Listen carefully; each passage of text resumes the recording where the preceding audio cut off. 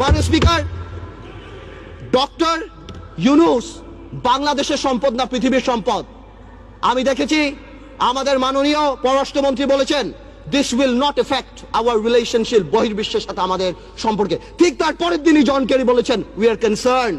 23 জন কংগ্রেসম্যান বলেছেন we are concerned.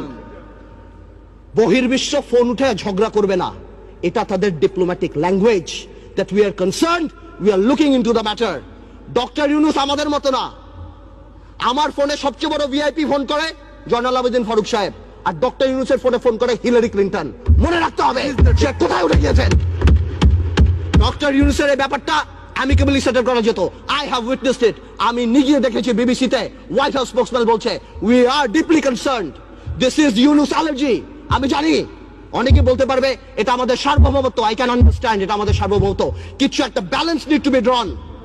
এখন মাননীয় স্পিকার, ডক্টর ইউনূস বাংলাদেশের সম্পদ না পৃথিবীর সম্পদ। আমি দেখেছি আমাদের মাননীয় পররাষ্ট্রমন্ত্রী বলেছেন this will not effect our relationship, বহির্বিশ্বের সাথে আমাদের সম্পর্কে। ঠিক তার পরের দিনই জন কেরি বলেছেন উই আর কনসার্নড। 23 জন কংগ্রেসম্যান বলেছেন উই আর কনসার্নড। বহির্বিশ্ব ফোন উঠে ঝগড়া করবে না, এটা তাদের diplomatic language, that we are concerned, we are looking into the matter. Doctor Yunus আমাদের মতো না। আমার ফোনে সবচেয়ে বড় ভিআইপি ফোন করে জয়নাল আবেদিন ফারুক সাহেব, আর ডক্টর ইউনূসের ফোনে ফোন করে হিলারি ক্লিন্টন। মনে রাখতে হবে সে কোথায় উঠে গিয়েছেন। ডক্টর ইউনূসের এই ব্যাপারটা অ্যামিকেবলি সেটেল করা যেত। আই হ্যাভ উইটনেসড ইট। আমি নিজে দেখেছি বিবিসিতে হোয়াইট হাউস স্পোকসম্যান বলছে we are deeply concerned, this is Yunus allergy.